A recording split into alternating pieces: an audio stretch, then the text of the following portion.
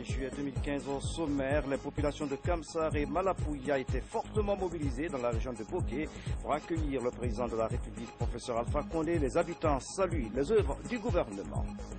Le ministre de l'Industrie ferme l'usine de fer à béton dans la zone de Kagbélin. Le ministre se dit choqué par les conditions de vie exécrables des travailleurs de cette unité de production gérée par une société indienne. Des mineurs au volant, une pratique qui provoque des accidents mortels à Conakry. La police routière indexe l'irresponsabilité des parents. Mesdames et messieurs, bonsoir. Merci de votre attention et bienvenue dans cette édition. Le président de la République, professeur Alpha Condé, a procédé au lancement du chargement des premières tonnes de bauxite et inauguré le port fluvial de Katougouma dans la région de Boké. Ce projet envisage d'exporter plus de 5 millions de tonnes par an et créer 3 000 emplois. Les populations bénéficiaires expriment leur gratitude au chef de l'État, professeur Alpha Condé. Les précisions avec Ibrahima Keïta. Démarré en mars dernier, le port fluvial de Katougouma dans la préfecture de Boké est désormais une réalité.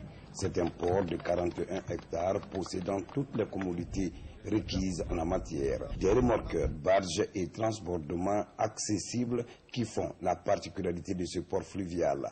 Avec son quai multifonctionnel, ce nouveau port fluvial de Katougouma vient ainsi combler un vide dans l'exploitation de la bauxite en Guinée. Fruit du partenariat entre le gouvernement guinéen et le consortium Hongiaou, Waining et USM Guinée, la société minière de Boké, en réalisant cette infrastructure dans le délai, entend aller loin dans sa démarche avec le gouvernement guinéen.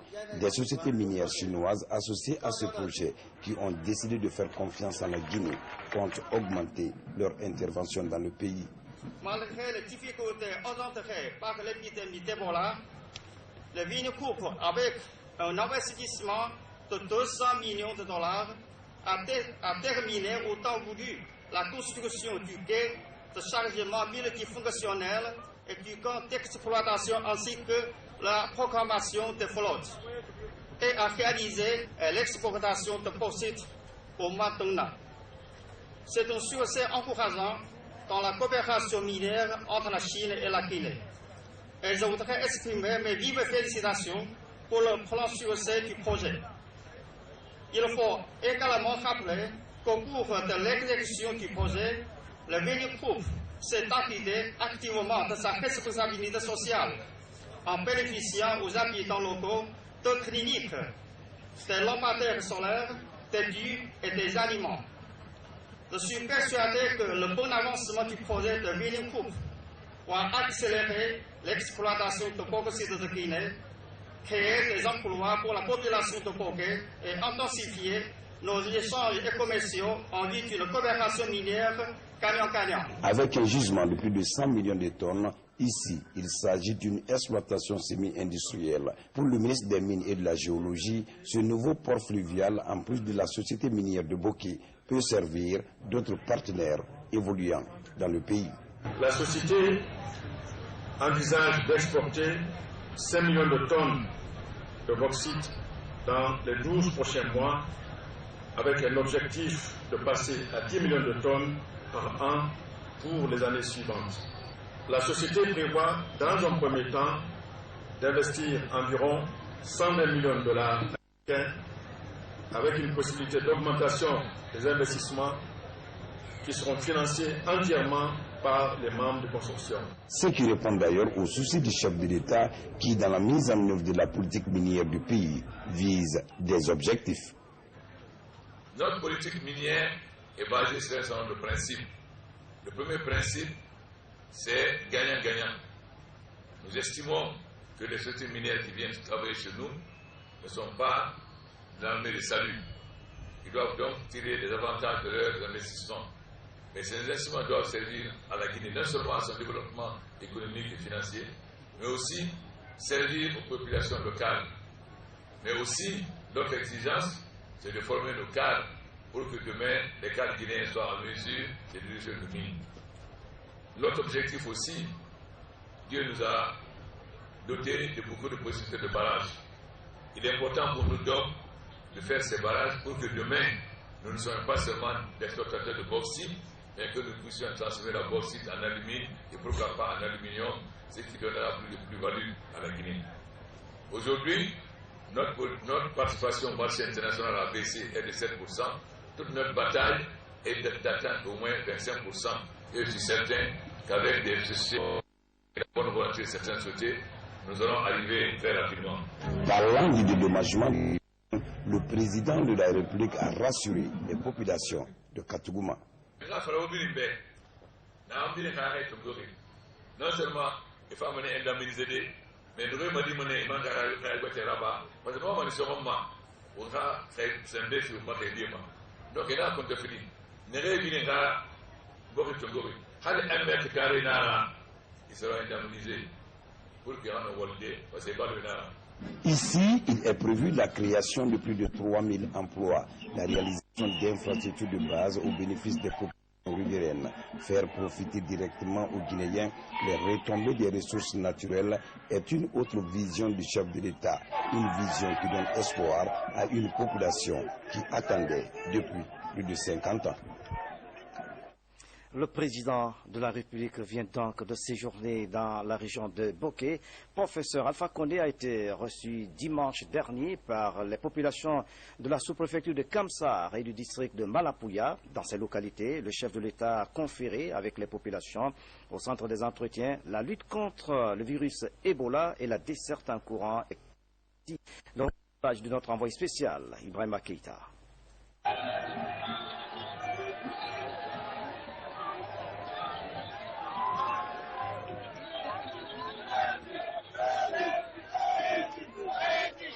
Zone minière par excellence, la sous-préfecture de Kamsar est à 4 km de la préfecture de tutelle Boké. En venant ici, le chef de l'État dans sa tournée veut échanger avec les populations de cette sous-préfecture. Ici comme ailleurs, c'est un accueil chaleureux qui attendait le président de la République et sa suite. Et le folklore de la localité était au rendez-vous, comme pour dire que Kamsar reste attaché à ses valeurs culturelles.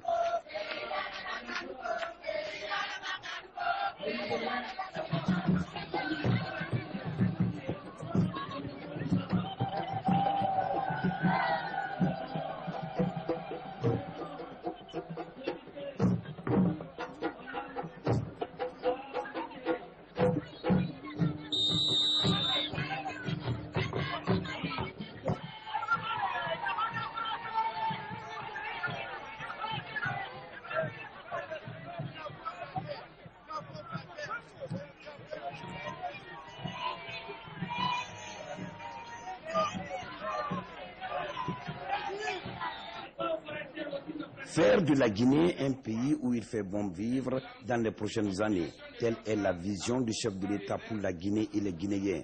Dans cette démarche, le professeur Alpha Condé, s'adressant à ses compatriotes de Kamsar, est allé comme à son habitude droit au but. Prévu pour 10 000 habitants, la sous-préfecture de Kamsar est en dépassement de sa capacité d'accueil. Conséquence, le manque d'équipements sociaux se pose avec acuité. Kamsar a été fait pour 10 000 habitants. 10 000. Il y a combien? 300 000 personnes. 300 000. 300 000. Sur combien de kilomètres? 15 kilomètres carrés. Maintenant, Nagi, à Paris, on a une densité d'habitation pour avec. Alors, dans la Paris, nous vous trouvez. En 300 000 personnes. Est-ce que les équipements sociaux peuvent suivre comme ça? Parlant de la desserte en courant électrique, le président guinéen, après avoir mis l'accent sur ce qui est fait et ce qui est en cours dans le cadre de l'électrification du pays, n'est pas passé par 4 chemins. Je suis venu pour que la Guinée avance. Je ne suis pas pour les tricheurs. Tu veux l'eau, tu payes. Tu veux l'électricité, tu payes. D'ailleurs, je courant et courant et ça suffit. Nara, je vais faire faute là. Ah, que le Nathan, calcul Imuna, Madame Imuna, ah, 100 000 francs, il y a un courant fille. N'a pas de nion. Courant, comptez ça, on est yébi. Puis le courant, c'est grâce à les filles. En outre, le président de la République a fustigé les émeutes enregistrées le 29 mai dernier ici à Kamsar. meutes au cours desquelles des citoyens se sont attaqués à une équipe médicale de lutte contre le virus Ebola. Pour le professeur Alpha Condé, il est plus que temps de vaincre la maladie. Mais cela n'est possible qu'avec l'implication de chacun. De Kamsar, la délégation présidentielle s'est dirigée vers le district de Malapouya. Dans cette zone agropastorale de 1222 km² pour 12 744 habitants, le président de la République a eu un accueil dû à son rang.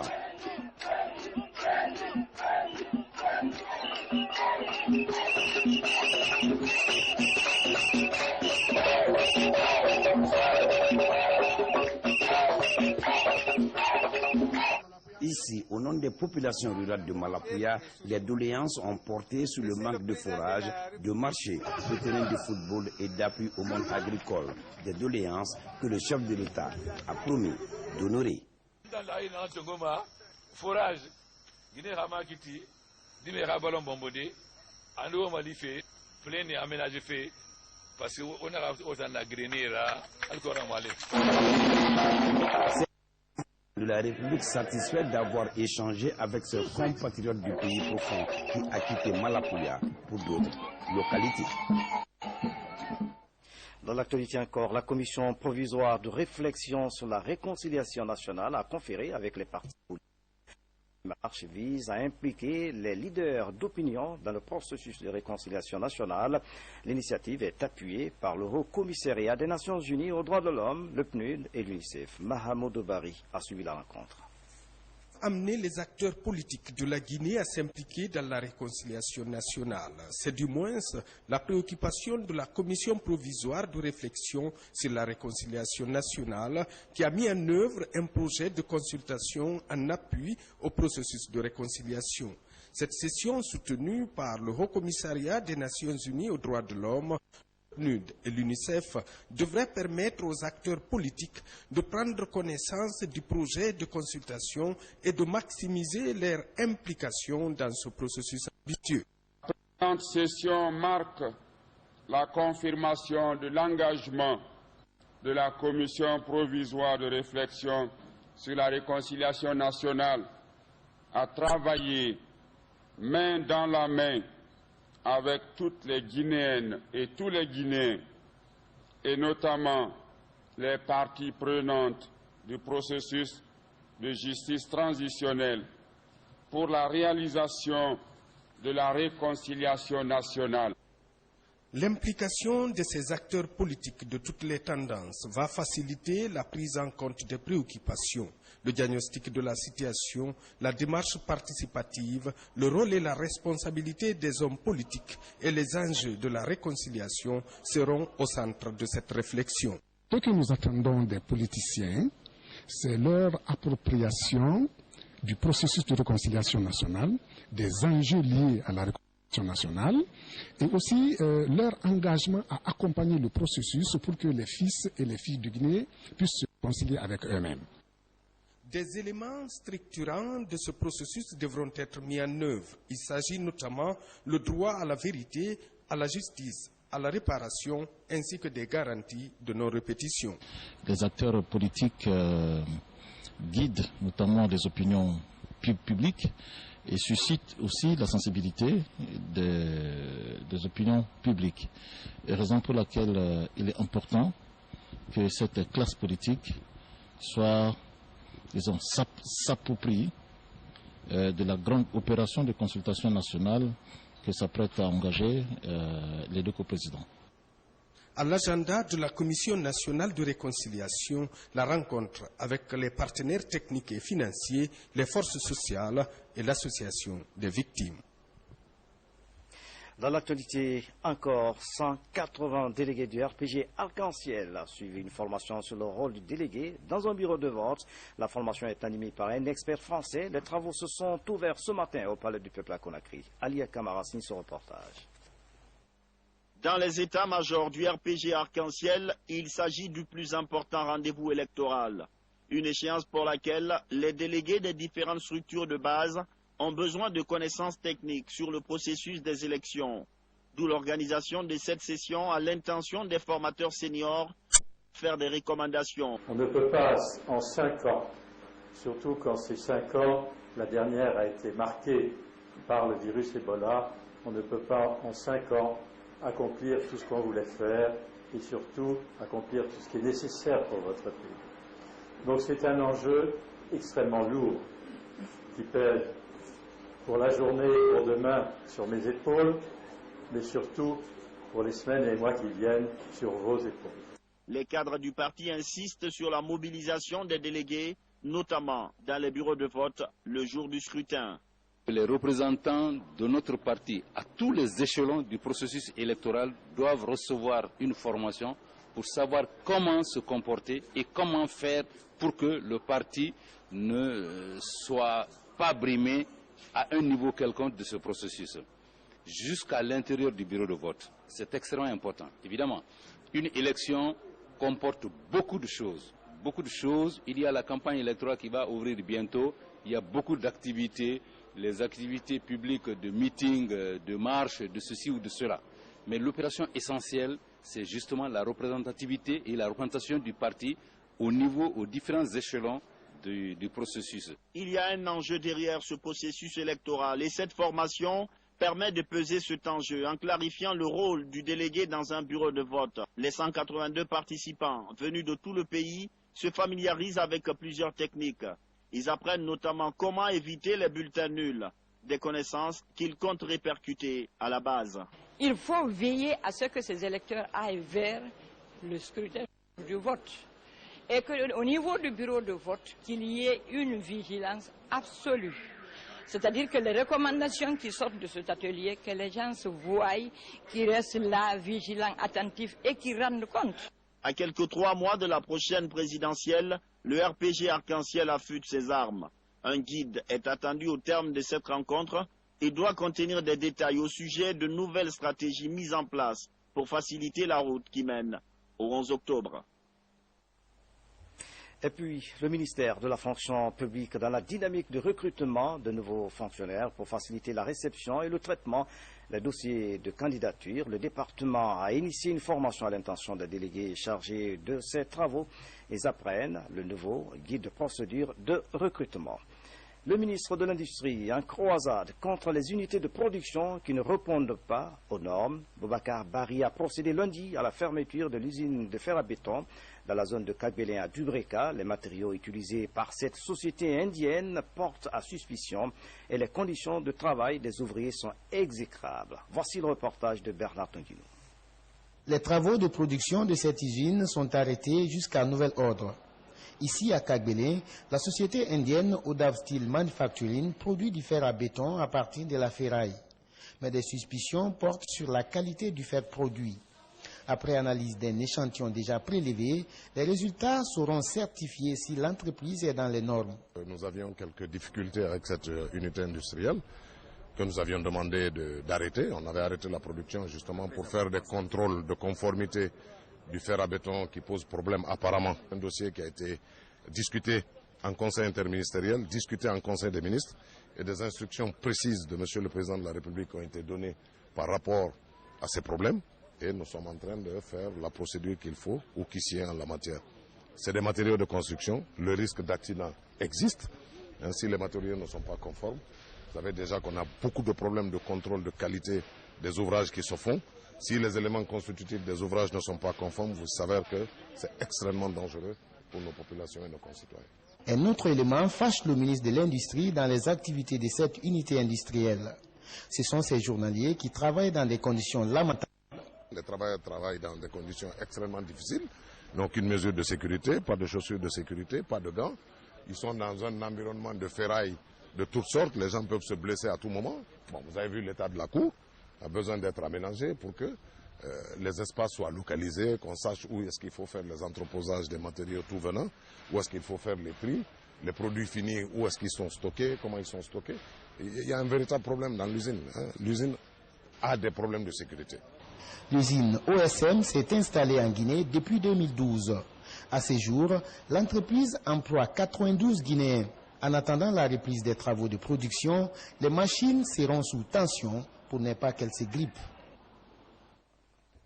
Et puis, si vous êtes fidèle au programme de la télévision nationale, vous avez certainement constaté quelques soucis techniques. Les émissions sont perturbées, surtout en cas de forte pluie. Mais ces problèmes seront bientôt un lointain souvenir. Et une nouvelle station terrienne est en construction dans l'enceinte même de la RTG Koloma par la Chine. Le constat de Mabinti Laïsouma. Depuis quelques semaines, la télévision guinéenne fait face à des problèmes techniques récurrents. La diffusion des programmes est souvent interrompue pendant cette saison pluvieuse. Les techniciens expliquent la situation par deux problèmes majeurs. Nous sommes à la régie comme ça, il n'y a pas de backup. Quand il y a coupure de courant électrique, c'est s'éteint directement. Et les équipements sont très sensibles à ça. Il peut y avoir même une panne à cause de ça. Donc le backup n'existe pas. En temps ensoleillé, comme à l'heure là, vous savez qu'il n'y a pas de problème. Le signal passe correctement. Dès qu'il va commencer à pleuvoir, avec une intensité forte, avec l'intensité forte, il y a le fidèle qui va prendre l'eau, et aussi la liaison, si le faisceau travaille dans la bande KU, il y aura obligatoirement l'atténuation du signal. Ce pylône géant est en construction dans l'enceinte de la première chaîne publique d'information. Il va abriter les antennes pour assurer la diffusion. Depuis quelques mois, la coopération chinoise s'active pour la construction d'une station terrienne. Ici sera un centre de diffusion. Et ce centre de diffusion-là, on ne va plus envoyer le signal à Boulbine. Donc, quand les travaux vont finir ici, et que la réflexion des studios radio et télévision vont finir, nous allons être complètement... Nous allons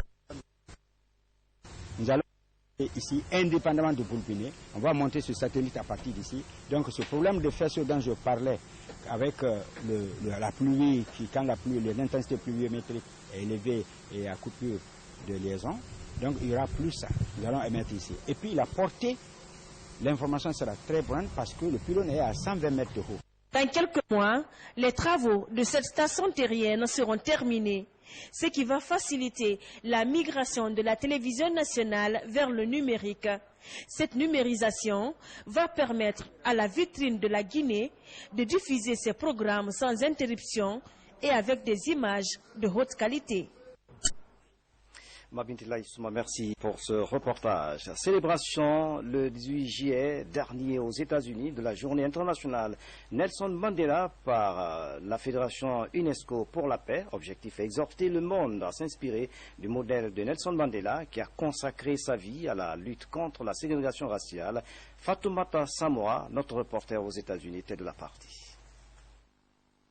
Conférences, débats, panels et soirées de gala sont des activités par lesquelles la Fédération UNESCO pour la paix célèbre la journée internationale Nelson Mandela, ici à Maryland, aux États-Unis d'Amérique, pour perpétuer les idéaux de liberté, de démocratie et de justice prônés par Nelson Mandela pendant 60 ans. Des hommes et des femmes qui partagent ces valeurs sont élevés au rang d'ambassadeurs de l'UNESCO pour la paix. Parmi les lauréats de cette première édition, la veuve de Thomas Sankara, Mariam Sankara, l'honorable le juge Robert Mark Bell et l'érudit Elhadj Cheikh Souleymane Sidibé. Djankana Solo, en plus de sa lutte pour le rayonnement de l'islam, se battra désormais aux côtés de l'UNESCO pour un monde meilleur. Je me bats contre l'impunité. Je crois que cela m'encouragerait et au-delà de moi-même, toutes les personnes qui me soutiennent, qui soutiennent cette cause. Nalmu ka trophée dinne ma kalu bara dunya anyam bolo di ñoo ma ka dunya la sabati tembe ni kambe du mol ni ñoo te dunya kono nsawane bonya wala ni kabako balé de ala bolo bonya de ce président manala gouvernement be ambolo yetande ambolo UNESCO la ji ko trophée men di ni sawale kalu bara ne nommé kanke ambassadeur de la paix o farane ala lela o makenne o gel la dina le yo. Dans la soirée, un beau monde composé de sénateurs, de maires, de grands noms du showbiz se retrouve pour célébrer en gaieté la mémoire de Madiba, ce prisonnier de conscience mort en 2013 à l'âge de 95 ans. L'autre temps fort de cette édition, la Guinée, capitale du livre pour l'année 2017, vous le voyez donc en L'annonce a été faite hier par l'Organisation des Nations Unies pour l'éducation, la science et la culture. Selon le communiqué de l'agence onusienne, le comité de sélection composé d'experts distingué pays pour son budget maîtriser ses objectifs du développement qui mettent l'accent sur les jeunes et l'alphabétisation. À propos, nous recevons en direct dans le journal le ministre de la Culture, M. le ministre. Bonsoir. Bonsoir. Merci, Monsieur le ministre, d'avoir accepté notre invitation. Quel est concrètement le sentiment qui vous anime en apprenant que la Guinée a été choisie capitale mondiale du livre en 2017? C'est un sentiment de fierté que parmi plusieurs pays candidats ou plusieurs villes candidates, que Conakry soit retenue comme la capitale mondiale du livre en 2017 par l'UNESCO. Comme vous l'avez dit, c'est un comité d'experts, un comité international d'experts qui a choisi Conakry comme capitale mondiale du livre. Je vous rappelle que nous-mêmes nous étions à Paris pour appuyer cette candidature auprès d'un certain nombre de structures, d'organisations, parce que c'est un problème de lobbying, simplement. Nous avons rencontré avec le directeur de l'Harmattan Guinée Sansi Kaba, nous avons rencontré beaucoup de structures à Paris pour appuyer et accompagner, bien entendu, de son Excellence, Monsieur l'ambassadeur de Guinée à Paris, pour appuyer cette candidature. Et je suis donc très heureux, ici, comme vous l'avez annoncé, d'informer le peuple de Guinée que le Conakry, la capitale guinéenne, a été retenue, nommée par le Comité international d'experts comme la capitale mondiale du livre en 2017. Mais en plus de cela, la même capitale Conakry, ça a été le fruit de nos démarches à Paris, a été retenue comme la ville invitée d'honneur au Salon du Livre de Paris en 2016. Pour qui connaît le Salon du Livre de Paris, qui est l'un des plus grands salons de livres dans le monde, donc le combat commence à partir de 2016 pour aller jusqu'en 2017 pour Conakry, capitale mondiale du livre. Conakry, capitale mondiale du livre, Monsieur le ministre, qu'est-ce que vous comptez faire pour mériter cette confiance de l'UNESCO? D'abord, le projet qui a été fait est un bon projet ficelé. Il faut qu'on mette en œuvre ce projet. Il y a des activités qu'il faut faire. Il faut l'implication de tous les acteurs, tous les professionnels de la chaîne du livre. Il faut la construction des bibliothèques, la construction des médiathèques, la construction des points de lecture. Il faut quand même mettre le livre à la disposition du Guinéen. Et ça demande assez de moyens. Oui, tout à fait. C'est la contribution de l'État, des partenaires financiers, des sponsors et des institutions qui accompagnent la Guinée. Et c'est cette stratégie qu'on va mettre en place pour aller rechercher le financement. Monsieur le ministre, est-ce que vous avez un message particulier qui vous tient à cœur? Le message que j'ai à lancer au peuple de Guinée, c'est que la Guinée revient sur la scène internationale. Ça, c'est un exemple. Être la capitale mondiale, c'est comme le mondial de football. C'est le mondial du livre que la Guinée vient de décrocher. Et accompagner le ministère de la Culture, accompagner le point focal qui est le directeur de l'Harmattan Guinée et tous les professionnels de la chaîne du livre pour que cet événement, la mise en œuvre se fasse sans problème. Il faut l'accompagner parce que c'est un problème de la Guinée, c'est un problème guinéen, ça concerne notre pays, ça concerne la capitale de la République de Guinée. Et j'espère que cela dénote que les autorités guinéennes, et en tête le professeur Alpha Condé, accordent de l'importance au secteur de la culture, accordent de l'importance à la culture nationale. Amir Conté, ministre de la Culture, merci d'avoir répondu à nos questions. Merci beaucoup. Des mineurs au volant, une pratique qui persiste à Conakry. La police routière exprime son inquiétude et pointe le doigt accusateur sur l'irresponsabilité parentale. Des mesures sont envisagées pour stopper le phénomène. Mahawar Sangari signe son reportage. Mansouri Diallo a 16 ans. Déjà, il est aux commandes d'une moto-taxi depuis 3 ans. Cela sans permis de conduire. Dans les rues de Conakry, ce n'est pas un fait nouveau. Des mineurs au volant est une pratique récurrente. L'accident s'est passé au niveau du Carrefour Amérique. Moi, je venais de Marseille, je sortais du Carrefour d'Amérique. Je suis venu jusqu'au niveau du Carrefour. J'ai ralenti, puis j'ai klaxonné avant de bouger. J'ai klaxonné, j'ai bougé seulement. Après, je suis venu jusqu'au milieu du Carrefour, on m'a tapé au niveau. Et il y avait les passagers, le monsieur qui était assis devant moi, il a tapé sur son pied. Le jeune homme venait à ma gauche, au niveau d'un carrefour. Donc j'ai respecté un ralenti et dès que je l'ai vu passer, dès que je l'ai vu arriver, j'ai freiné brusquement pour essayer d'éviter le choc. Cet homme, propriétaire de cette voiture Toyota, est une victime de Ibrahima Sori. Mais pour la police, un mineur au volant ne peut pas être tenu responsable de ses actes. La lutte contre les mineurs au volant, nous sommes réellement contre ça parce que tout le que Dieu fait, c'est de faire des victimes innocentes. Non seulement quand un mineur est au volant, elle est dans un véhicule auto ou sur une moto, non seulement elle oublie qu'elle constitue un danger non seulement pour lui-même mais aussi pour les autres. Nous n'allons pas cesser de demander réellement aux pères de famille, aux responsables de famille, réellement de nous aider franchement à prodiguer d'utiles conseils aux enfants. Petit Diallo, c'est un mineur qui fait le taxi moto. La police pointe alors d'un doigt accusateur vers les parents qui pour elles sont responsables des accidents causés par des mineurs. Et puis la direction générale du patrimoine bâti public informe la population de Conakry que suite à l'effondrement de l'immeuble annexe de l'hôtel Kamayenne, dans la commune de Dixie, le lundi 20 juillet 2015, il y a eu 2 blessés légers et aucune perte en vie humaine. À cette douloureuse occasion, la direction générale du patrimoine bâti public a dépêché une équipe technique et a alerté successivement la direction générale de l'hôpital de Donka et la direction générale de la protection civile. Une équipe de sapeurs-pompiers sur les lieux et une ambulance pour les blessés. Elle demande aux riverains de cet immeuble de se tenir éloignés de cet endroit pour des mesures de sécurité et cela jusqu'à nouvel ordre. La direction du patrimoine bâti compte sur l'esprit des populations de Conakry et les rassure qu'elle prendra toutes les dispositions utiles pour éviter de tels drames à Conakry. Conakry le 21 juillet 2015, Jonas Makamba Yano.